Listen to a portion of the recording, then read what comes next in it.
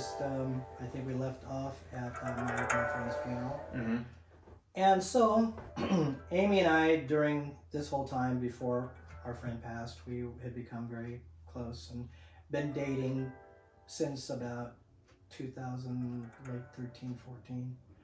And then on December of 2016, of the year that Vadim passed away, I broke my vow to be a monk and I asked her to marry me. And just a wonderful person, you know, which you'll be interviewing her later, and you know, people will get to meet Shilao, which is the wife of the master, and so see just how wonderful she really is. But that very next year, ironically so, I had taken a job as a butcher at a place called Harder House here. It's all natural, you know, cattle and things. It's probably the most high-end meat in the entire area, where people come from all over to purchase from. But anyway, it was one night, and it just happened to be in April, 1 year anniversary of my friend's death. So it was about April 4th. And I came outside, and we'd already heard on the radio warning that there was going to be extreme, massive storm. Now, storms here are very different than what we got in California. When it rains hard here, you can't see. It's like driving under a waterfall. I don't care how fast your blades go, you're not going to see. And people here just know to pull the heck over until it lets up, because they're not going to drive. And many of the places here don't have reflective paint like we had in California. So when it gets like that, it looks like just a black river. You can't see where the road turns, go straight. You have to really focus, you know. And there was a major lightning storm too. I mean, huge bolts here, you know, just rock and roll. They'll shake your entire house. And hit trees and everything else, or the ground, or, you know. But I was leaving, my buddy, Justin, that I worked with, he goes, "Hey man, you know, I live real close. Why don't you come hang at my house before you go home?" And I said, "No, it's not really got going yet." And so I said, "I think I'll try and make it home." So to make a long story short, it started really coming down, and I turned on to Business 65, which is where College of the Ozarks is, a very famous college we have here. But once you get past that, there's no street lights. And it was just black and pouring, besides the lightning going, which had started to kick up.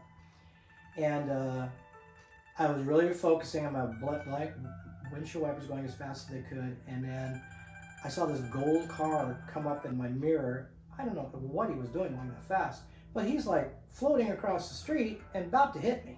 So I had to punch it to get ahead of him. Next thing I know, I'm sliding. Now, I've been trained in rescue vehicles, of that type of training, of driving and all that, and what to do in these snow, ice, you know, pretty much anything. So I was doing everything I knew how. And then it started to go on a spin. At that point, I knew that I was seriously not in a good way. And then at that moment, lightning went straight across the front of the car and then hit, you know, the cow pasture area right on the other side of the street. And about that time, I saw I was going towards a ditch, and I know it's all limestone there, and I was just ready to either going home to God or it's going to go Amy, you know. And right at that moment, I was in the air. How I got in the air, I don't know. Car went end over end. As I went up, I took out an entire stop sign out of the ground, yanked it out, and then it hit the ground and his barrel rolled 3 times and spun around on top. So I believe I was unconscious. And after I finally opened my eyes and realized I'm upside down, you know, I calmed myself down first, and then I said, okay, let's start breathing. Now let's remember, Mr. Rescue Man, what you know how to do. You know, so I tried to figure out every way that I could, and eventually got myself out. And again, to shorten this story, when the paramedics and the police and the fire department and all that showed up, well, they were looking for a dead guy because the car was just trashed. I mean, there was just stuff everywhere. And they couldn't believe it, just kept staring at me, so anyway, but I come to find out later that I had sustained a TBI, which is a traumatic brain injury, and which brought kind of a PTSD out and forgetting things and stuttering a little bit, and but I was able to heal myself slowly and still have been since then through Qigong and Tai Chi, the training that I learned from my Shifus, and Chinese herbs, natural herbs, juicing, fresh juices, and detoxing my glandular system, and trying to really get that to clean out, and things that you're doing as well, and teaching people to do, and which made a big amazing difference. So come December, later in the year, October, Amy and I got married, and then the following year, 2018, we were asked to be the coach and trainer for the United States martial art team that was going to be participating in the World Cup Martial Art Championships that was going to be held in Montego Bay, Jamaica. Nice. So that was quite an honor, being a martial artist my whole life and a teacher my whole life, to literally be asked to be a trainer and a coach for them, and which we did quite well. We got some pictures that we're putting in there too. I got a gold medal as well as being one of the best trainer coaches there at that time, and that was also Amy and my honeymoon. So it kind of was a double factor thing, we knew that was coming up, So we got married in October, but we had our honeymoon in like June, July, in Jamaica. And after we got back from that, that was just a wonderful time. We had and Amy had never really been out of the country before, so that was quite a experience for her. And then later on, the Martial Art Hall of Fame calls me again and say, hey, we want to induct you again for the 4th time. We're going to be in Kansas City, and we'd like you to teach a seminar. And also, that's for my friend who used to be WWE legendary wrestler all the way back to the WCW, who was Manoli Savanas, who is Mike Pappas, the Flying Greek. So we brought him, and I talked to Dr. Thomas and got him also to be put in the Martial Art Hall of Fame for wrestling for all of his endeavors of being a wrestling legend, which was amazing. And they came out and filmed it. He had a documentary film made about him, which at the same time, I met the director from Flintlock Productions, Syndicate Productions, and Jason Brazier. And he had asked me at that time, I'd like to do a documentary film about you too. I mean, we're doing this, but he's going to do it on a different scale than what we're doing for YouTube right now. But so I was like, wow, this is crazy, So anyway, we got nominated, both Amy and myself, for International Instructors of the Year, because now we've been outside the country and teaching people. We met people from Holland and Germany and Switzerland and France, and that all came to do that. So it was quite a fun time. And then later that year, 2018 was a major year, and 2018. I get another, first a letter, then a phone call from the International Grand Masters Council. Terrific. And that was in Seattle, Washington. And I was like, you guys want me to be in that? Because you don't think about, my God, I've already got 50-some years since I was 10, doing this, learning, but also teaching for the last 46 years, 47 years, And you just don't think about it. Time just...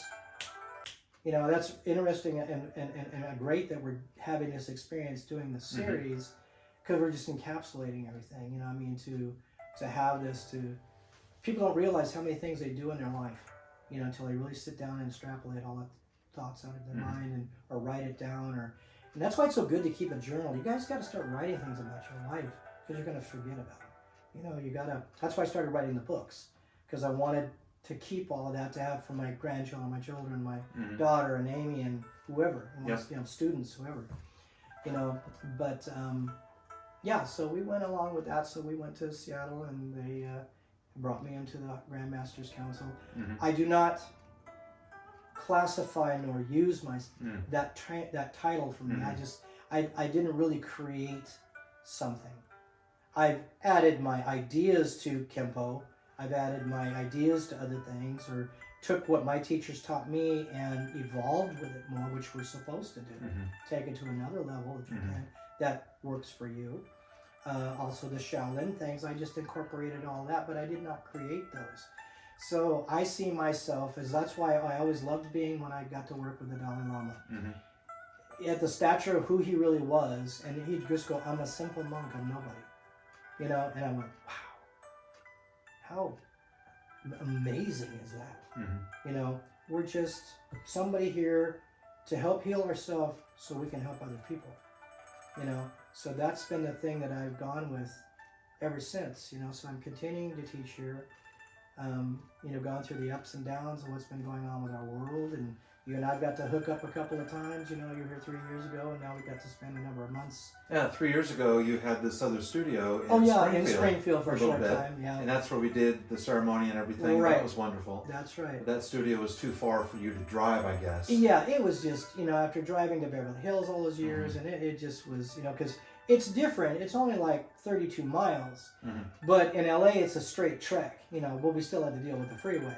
But here there's tons of hills, you know, so it seems to be longer than it is, but it just, you know, just going back and forth, back and forth, back and forth, it just got to be much. So I ended up coming back to Vadim and Elena's studio again, and I just feel comfortable there right now. As we're developing now our retreats that we're doing, you're looking to build something in Nicaragua with Cabalia, and you know, we're trying to build a more retreat here so we can go out and do seminars and teach. So I'm kind of working on that now. I'm going to keep the school here, trying to get more students from here, from abroad, or have seminar weekend, month, whatever.